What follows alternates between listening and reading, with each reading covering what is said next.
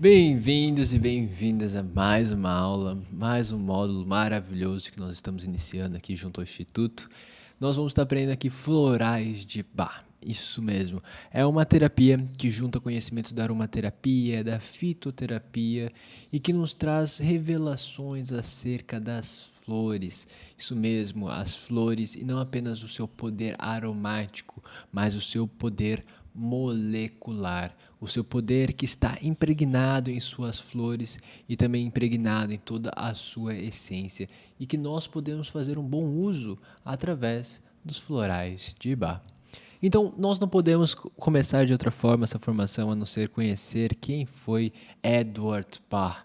Né? Bach, não o Bach, o pianista, mas o Dr. Edward, que foi quem descobriu 38 flores que compõem os repertórios, que compõem essa tabela que nós temos aqui dos florais de Bach e pela qual nós vamos estar passando nesta formação. Então, ele nasceu em 1913, tá? Foi onde que ele começou toda essa jornada. É interessante que vocês saibam então que ele era um doutor, tá? Ele sempre foi localizado, ele sempre morou por perto de Mount Vermont, nos estados da Virgínia, nos Estados Unidos, e que ele sempre preservou muito essas elaborações de umas terapias, não das terapias holísticas, mas desses tratamentos alternativos para os seus pacientes. Tá? Ele costumava dizer que tinha uma missão de vida, a qual era ajudar os outros. E muito semelhante a isso, né, semelhante a nós, terapeutas, vocês que estão aqui na formação completa do Instituto Brasileiro ou adquiriram seu curso de uma forma isolada, vocês têm essa missão, mesmo que vocês não tenham percebido ainda, essa missão reside em vocês, ajudar o próximo, de deixar a sua marca no mundo. E Edward não era diferente de nós. Nessa época, ele estava numa época de guerra, ele tentou se alistar, mas não foi selecionado por motivos de saúde. Então ele não tinha os requerimentos para entrar na guerra. E aí, dentro disso, ele dedicou todo o seu tempo na medicina, trabalhando como bacteriologista e descobriu também várias vacinas. Então o conhecimento dele como doutor e médico da medicina tradicional é extenso. E ele utilizou todo esse conhecimento para fazer uma ponte, certo? Para fazer uma ponte entre esta medicina tradicional e essa medicina alternativa. Então teve um contexto, tá, que levou ele a desenvolver isso. Primeiro foi a questão da guerra, depois a questão da gripe espanhola, tá? Durante esse período Bach também adoeceu. E todos esses elementos juntos fizeram com que ele tivesse esse envolvimento, esse propósito em auxiliar essas doenças, em prevenir as doenças.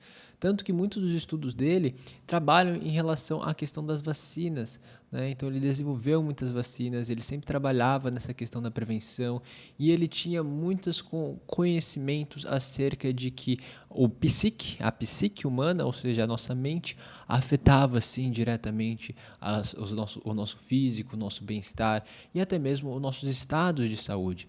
Ele tem alguns estudos, alguns livros que se você for estudar mais a fundo ele demonstra que realmente há essa correlação extensa. Desde aquela época ele já identificava isso, aonde que baixa qualidade de vida, ou seja, estresse, ansiedade, falta de foco, qualquer coisa que cause uma conturbação na pessoa, isso fazia com que a imunidade, ou seja, até mesmo a resposta imunológica dessa pessoa fosse baixa. Então, no momento que ela adoecesse, ela adoecia muito rápido e ela ficava por um período muito extenso, às vezes doente. Diferente de uma pessoa que estava feliz, estava bem, ela tinha uma resposta imunológica muito rápida. Então, no mesmo dia que ela ficava mal, nos 2 dias depois ela já estava bem. Por quê? Porque ela estava equilibrada, harmonizada. E Bach, ele começou a observar isso. Ele percebeu que nem sempre a abordagem convencional era a melhor possível. Ele percebeu que às vezes as respostas causadas, os efeitos colaterais causados pelos remédios, muitas vezes não valiam a pena para tratar determinados problemas, visto que aquele determinado problema podia ser tratado com facilidade se fosse utilizado ali esses tipos de tratamentos alternativos. Apesar de ter grandes crenças e investir seu tempo nas vacinas, né, num tratamento tradicional para a prevenção, ele começou então os seus estudos em florais, em medicinas alternativas, porque ele percebia que isto era o futuro. Então, desde aquela época, ele já estava tendo essa visão do movimento holístico que nós tratamos aqui. E por isso, por ter essa visão, num tempo muito atrás, certo, onde que as pessoas nem compreendiam ainda o que eram terapias holísticas, ele sofreu muita perseguição. Então ele foi perseguido pelo Conselho de Medicina inglês quando teve seus primeiros artigos sobre florais publicados. Isso é triste de ouvir, né, mas nos leva também à reflexão. Assim, nossa, que bom que nós estamos nesse momento de agora, onde vocês podem desenvolver suas terapias holísticas, onde vocês podem expandir os seus conhecimentos, onde vocês podem ser terapeutas holísticos. Né? Imagina, o médico ele tinha conhecimentos novos, estava implementando novos conhecimentos na área e por causa disso ele foi perseguido. E é legal a gente observar então que desde os tempos antigos, tá, todas as vezes que a gente estava prestes e próximo a dar um salto quântico de conhecimento, todas as vezes ocorreu perseguições.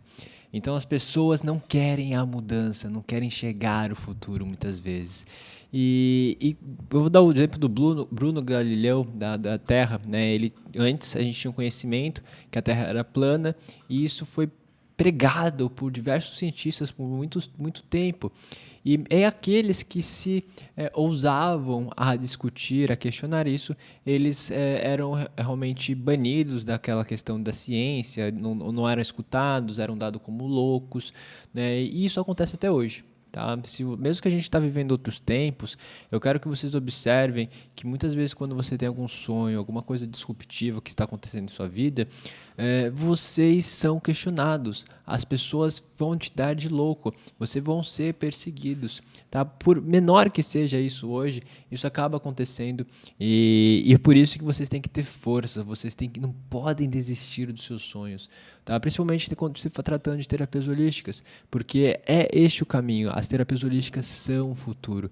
Através delas nós vamos vivenciar o movimento holístico, essa ressignificação mundial, certo? Nós vamos propagar uma energia tão intensa que vai fazer com que a humanidade mude e comece a propagar uma energia altamente positiva. Então, aqui nós temos a questão da descoberta, tá? Então, nesse período também que houve a perseguição, foi o momento que ele descobriu. Então, ele descobriu ali os florais em 1936, ele descobriu esses 38 essências e ele escreveu também extensamente sobre elas. Ele também trabalhava as emoções, tá? E o interessante, gente, dessa história e de todas as histórias que a gente tem missões envolvidas, é que logo após ele preencher esse material, logo após ele escrever e documentar todos os seus estudos sobre os florais, ele faleceu, né? Ele escreveu para todos os seus colaboradores, todas as pessoas envolvidas no projeto, que a sua missão nesse mundo estava cumprida. É até de arrepiar, porque às vezes a gente tem pessoas que vêm tão direcionadas a um propósito que elas sabem que elas só precisam concluir aquilo. E logo após a conclusão, ela sabe assim, eu encerrei, eu não preciso fazer mais nada aqui.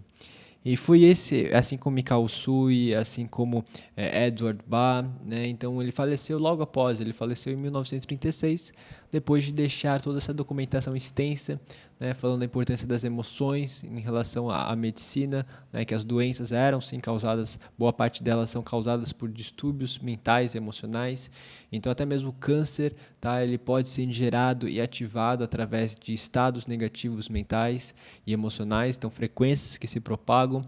E ele deixou para a gente esse presente, que foram as 38 essências florais que eu vou estar passando com vocês nessas próximas aulas. Tá, eu vou falar um pouquinho dos florais nessa próxima aula, vou falar também como que a gente pode preparar. Tá diferente, gente, da fitoterapia e até mesmo da aromaterapia, que eu falei para vocês terem muito cuidado, né, na questão da ingestão ou até mesmo do passar topicamente, para aqueles que têm a formação completa. Eu quero que vocês compreendam que aqui os resultados eles são muito mais tênues tá? Os florais, eles são algo muito suave, eles são algo muito, assim, que não tem contra-restrição, certo? Vocês não têm que ter medo de prescrever, tá? Porque, no máximo, se você colocar, às vezes, uma água que não esteja purificada, se você fizer algum processo errado, aí você pode estar gerando isso na pessoa. Caso contrário, você vai estar sempre fazendo o bem para ela, vai estar conseguindo instaurar estados de harmonia mais profundos nela, tá bom? Então, na próxima aula eu vou falar mais sobre florais e como vocês podem estar preparando essas essências.